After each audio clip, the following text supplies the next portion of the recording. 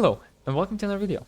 Today I will be going to the topic of skill shots and we're going to be going through the theory of that, but also today we are going to do something different and we're going to be having some examples on the screen where I will outline how I believe you should throw the skill shots in certain scenarios. And if you have any questions about that, you can leave those in the comments or you can tell me why you disagree or whatever. But otherwise, just maybe let me know your score, like how many you got right, how many you got wrong and such. Either way. Generally, we will throw skill shots in two ways, that being predictive or reactive, though we can also be combining the two, but as long as we're not completely throwing them at random, we should be good. At least it's something, right? The ideal placement of a skill shot is going to greatly depend on a few things, namely the distance between us and the enemy champion, the position on the map, so is there any terrain here? Are they more likely to run towards their turret or towards my turret, for example? The speed of our projectile, or otherwise, maybe the skill shot activation. What I mean here is that I would classify, for example, a Cortus Q popping as the skill shot activation time. So I would treat that the same as I treat a Nidalee Spear's travel time until a certain point that we are actually aiming for. So Nidalee Spear is going to have a travel time, Cortus Q is going to have a skill shot activation time. Both are going to have a delay before they actually hit the intended location that we wanted to hit. They will have slightly different ways of aiming, but that's okay. So, provided the enemy champion's movement speed is low enough, or alternatively our skill shot speed is high enough, the ideal placement of a skill shot will always be in the middle of the target's hitbox. A hitbox can be quite deceptive. For example, some champions, like Janna or something, are going to be floating, so their skill shot is going to be a bit different. For example, you might think that a Vayne's skill shot and a Smolder's skill shot would be a bit more similar because Smolder has like a little tail, Vayne usually has a little cape, or other champions that have kind of the same design dynamic, right? But for example, in Smolder's case, his skill shot, or rather his hitbox, seems to be more centered towards the actual champion himself, while those champions often get hit with the cape or something. Like for example, Ash cape or something, right? It's also going to sometimes depend on the elevation that you're at on the map. It's going to sometimes depend on where your camera is exactly positioned and such things. But generally, as long as you play enough and you watch the game and you actually think about the game, you're going to kind of get a general idea of where the middle of the hitbox is. Though for a new player, it's very deceptive and I wish Riot Games would do something about that. But as the terrain, higher movement speeds, lower projectile speeds, etc. get added, right? We have a harder time actually placing the skill shot properly and having it always hit. That means we're going to need to have more of a displacement from the target and more specific ways of trying to actually hit our skill shots. This does not mean, however, that the purely reactive way of throwing skill shots dies here, because based on the champion's movement direction and previously exhibited level of understanding of movement in League, along with the patterns they have displayed, we can anticipate that one side will be far more favorable than the other one to throw a skill shot towards. This can further be made the case with, like for example, walls, right? People love throwing walls, skill shots at you when you're next to a wall. Why is that? Because they already know which way you're going to walk. You don't actually have a choice. And because they know which way you're going to walk, those skill shots are almost never going to miss. And if you can actually apply that to your general gameplay, then your skill shots should in most cases hit a lot as well. Unless there's some caveats here. If the actual champion has a lot of movement speed, they can simply walk out of it and you can't really do much about that. Or if the enemy player actually is very good at reacting, they might be able to dodge it purely on reaction time, in which case he actually sees where you threw the skill shot and then decides to dodge it, in which case they will also almost never get hit.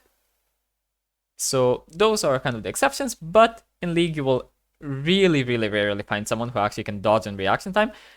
Not even just because of the pure specs required for it, be that PC specs, be that your own specs, your reaction time, the refresh rate of your monitor, the actual input delay, whatever, right? On top of that, it's also about actually having trained yourself to dodge in that way.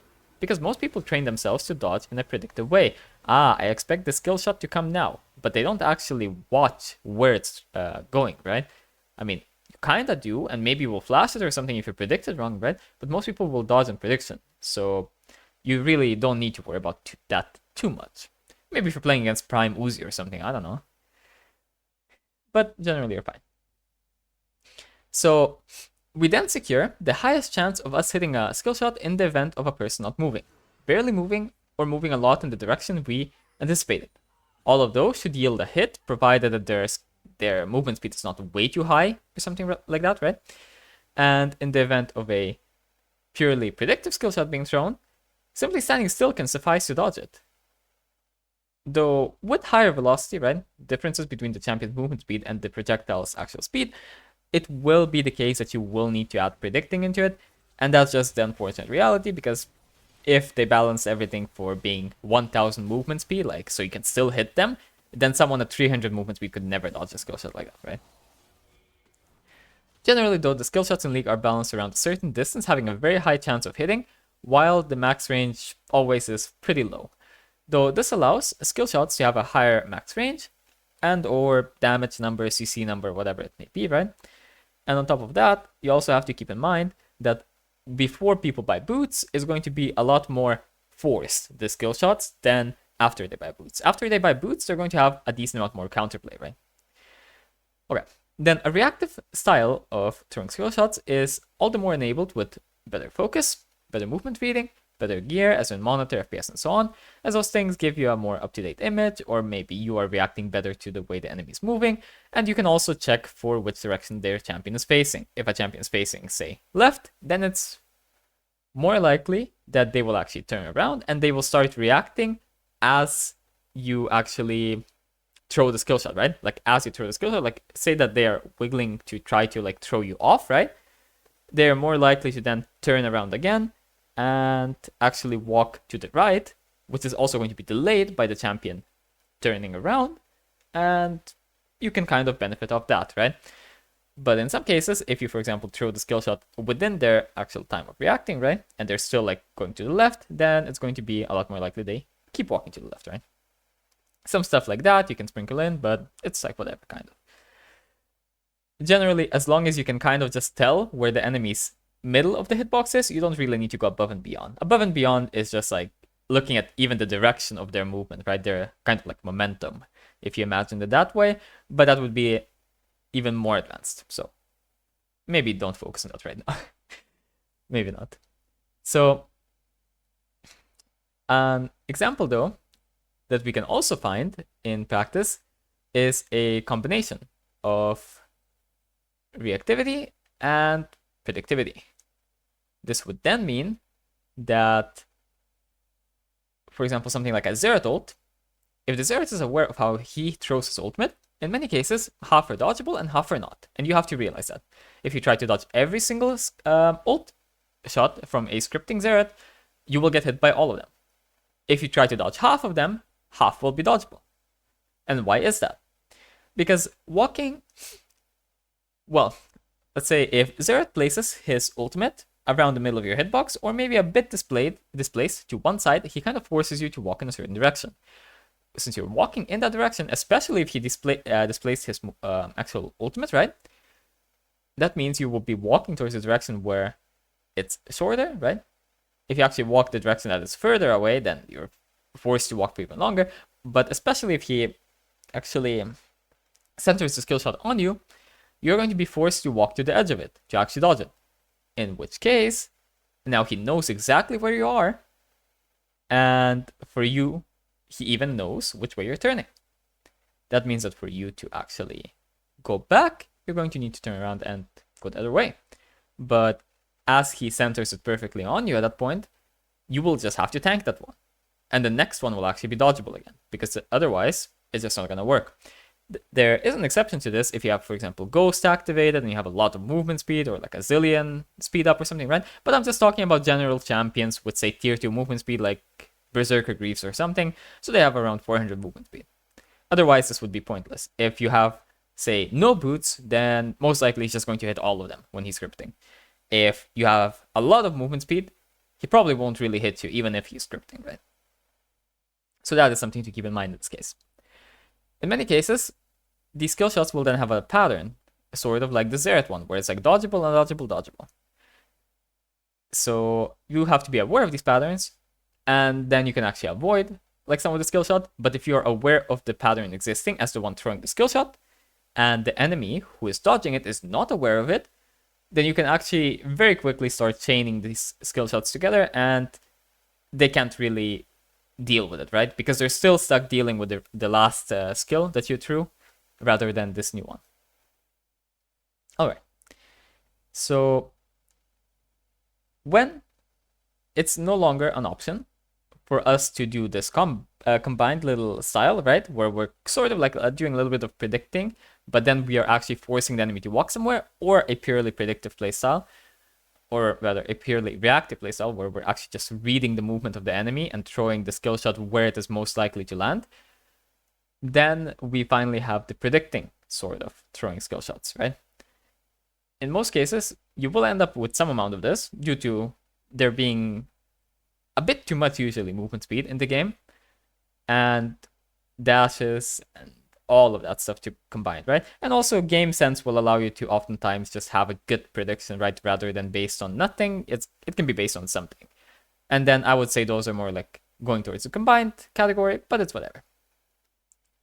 Throwing your skill shots with a consistent reasoning behind it, though, will allow you to consistently get similar results, and although you might not hit everything, a consistent result allows for polishing of your skills and eventual improvement. And this video should just be kind of like a little introduction for you, where you have some examples and stuff, and you also have some theory behind it. If you actually want to look into it deeper, then you should look into this topic a bit more. If you want me to, say, make a part 2 on this, or talk about something else next time, then you can comment that below as well if you want. Otherwise, just tell me how you did on the actual predictions, because I'm actually curious. Either way, thank you for watching, and I'll see you next time. Bye-bye. Just some quick extra context after I actually finished making the video. It's really interesting here in this specific clip how the way that Faker actually uses the skill shots is quite in line with this theory. So when you see here, he actually does center the skill shot on the character. Here, I mean, he might have done it like a tiny bit off, and that's why it actually ends up missing the Rakan. But in general, you see he actually does quite often do this.